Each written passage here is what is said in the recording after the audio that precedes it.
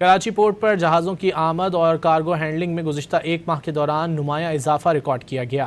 اعداد و شمار کے مطابق مارچ 2026 کے دوران کراچی پورٹ پر آنے والے جہازوں کی تعداد میں اضافہ دیکھنے میں آیا ہے۔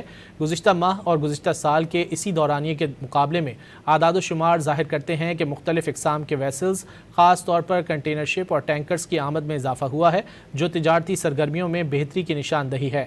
کراچی پورٹ ٹرسٹ کے مطابق سیمنٹ، کلنکر، چاول، کیمیکلز اور آئل مصنوعات شامل ہیں۔ کراچی پورٹ پر گزشتہ 24 گھنٹوں کے دوران مجموعی طور پر 1,65,476 میٹرک ٹن کارگو ہینڈل کیا گیا۔ آئندہ 2 روز کے دوران مزید متعدد کنٹینر، بردار اور دیگر جہازوں کی آمد متوقع ہے۔ کراچی پورٹ پر جہازوں کی آمد اور کارگو ہینڈلنگ میں گزشتہ ایک ماہ کے دوران نمایاں اضافہ ریکارڈ کیا گیا۔ اعداد و شمار کے مطابق مارچ 2026 کے دوران کراچی پورٹ پر آنے والے جہازوں کی تعداد میں اضافہ دیکھنے میں آیا ہے۔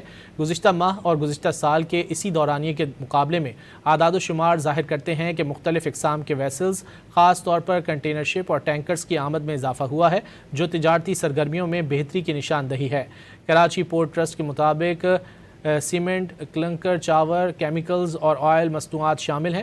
کراچی پورٹ پر گزشتہ 24 گھنٹوں کے دوران مجموعی طور پر 1,65,476 میٹرک ٹن کارگو ہینڈل کیا گیا۔ آئندہ 2 روز کے دوران مزید متعدد کنٹینر، بردار اور دیگر جہازوں کی آمد متوقع ہے۔